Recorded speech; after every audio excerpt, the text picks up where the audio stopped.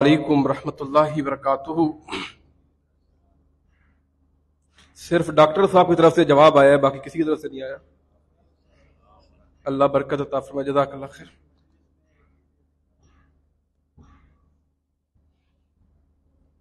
الحمدللہ الحمدللہ علی نعمہ الظاہرۃ والباطنہ قدیما وحدیثا والصلاۃ والسلام علی سید الانبیاء وخاتم الرسل محمد وعلى آلہ واصحابہ اجمعین۔ قال اللہ عز وجل وما لکم لا تقاتلون فی سبیل اللہ والمستضعفین من الرجال والنساء۔ قال رسول اللہ صلی اللہ علیہ وسلم الجہاد ماض الی یوم القیامہ۔ مختصر حمد و ثنا کے بعد مشائخ، علماء، اکابرین اور قائدین موجود ہیں۔ مجھے حکم ملا الامر فوق الادب کے تحت چند باتیں ذکر کر دیتا ہوں۔ لوگ فلسطین اور فلسطینیوں کو آہستہ آہستہ بھولتے جا رہے ہیں۔ ان کے مظالم کا چند دن تذکرہ ہوا، پھر یہ تذکرہ مدھم ہوتا ہوا نظر آیا۔ خراج تحسین پیش کرتا ہوں اپنی قیادت کو،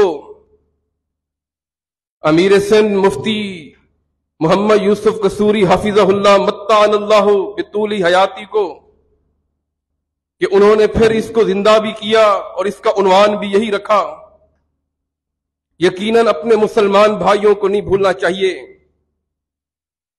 جنہیں ظلم کے ساتھ، جبر کے ساتھ ان کی زندگی کو اجیرن کیا جا رہا ہے۔ ہر طرف لہو ہی لہو ہے، اور مسلمان تو ایک جسد اور ایک جسم کی مانند ہوتا ہے۔ اگر میں حدیثیں پڑھنا شروع کر دوں کہ ایک جسد اور ایک جسم کی مانند کس طرح ہونا چاہیے، بڑا ٹائم چاہیے۔ آپ علماء ہیں، اگر جسم کے کسی ایک عضو کو تکلیف ہوتی ہے تو فاطمہ کے بابا نے فرمایا پورا جسم تکلیف محسوس کرتا ہے۔ اگر کسی مسلمان کو تکلیف ہو رہی ہو، اس طرح بچوں کو ذبح کیا جا رہا ہو، اس طرح ان کا خون بہ رہا ہو، تو مسلمان سکون کی نیند کیسے سو سکتے ہیں؟ حالات اور واقعات آپ کے سامنے۔ کبھی اسکول پر بم گرا دیا جاتا ہے، چھوٹے چھوٹے معصوم بچے جن کی تعداد 100 سے بھی زیادہ ہوتی ہے وہ شہید ہو جاتے ہیں۔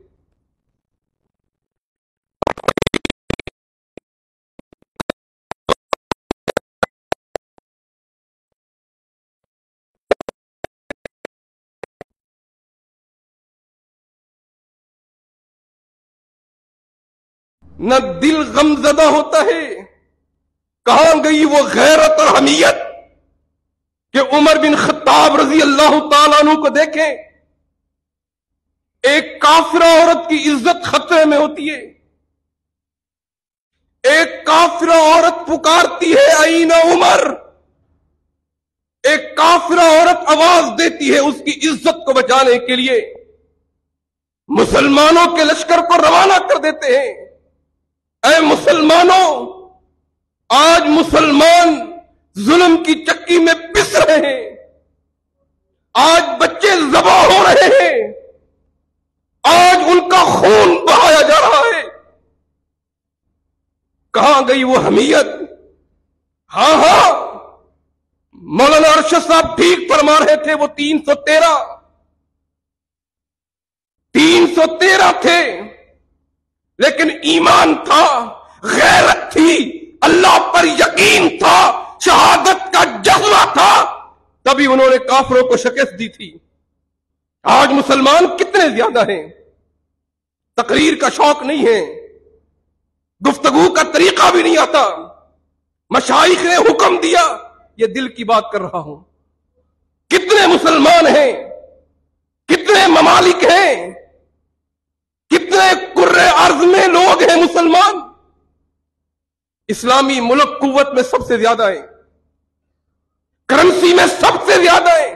کویت کی کرنسی دیکھیے، عمان کی دیکھیے، تعداد میں سب سے زیادہ ہیں، اسلحے کے لحاظ سے زیادہ ہیں، لیکن آج مجبور ہیں، مقہور ہیں، بے کس ہیں، بے بس ہیں۔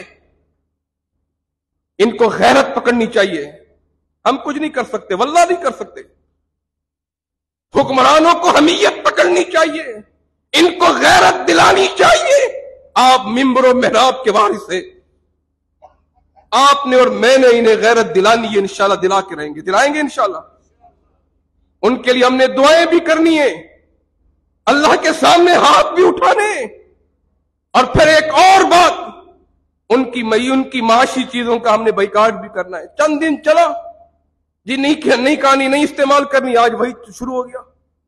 جبر تو بند نہیں ہوا، ظلم تو بند نہیں ہوا، خون گرنا تو بند نہیں ہوا، لیکن آج آپ کی بائیکاٹ بند ہو گیا، آج دعائیں بند ہو گئی، آج تذکرے بند ہو گئے۔ نہیں میرے بھائیو، ان کا تذکرہ کریں، ان کی چیزوں کا بائیکاٹ کریں، ان کی چیزوں کا بائیکاٹ کروائیں لوگوں سے۔ اور پھر الجہاد ماضٍ الی یوم القیامہ، اللہ کی قسم، میں جتنا چھپاؤں، میں جتنا پردہ ڈالوں، میرے رب نے بار بار کہا جہاد جہاد اور جہاد۔ فاطمہ کا بابا 27 جنگوں میں نظر آیا، بدر میں نظر آیا، احد میں نظر آیا، خندق میں نظر آیا۔ فاطمہ کے بابا نے فرمایا الجہاد ماضٍ الی یوم القیامہ، اسے کوئی نہیں روک سکتا، یہ قیامت تک جاری رہے گا۔ اللہ سے دعا کریں، اللہ ان کی مدد فرمائے، اللہ ان کی نصرت فرمائے اور مسلمانوں کو غلبہ عطا فرمائے۔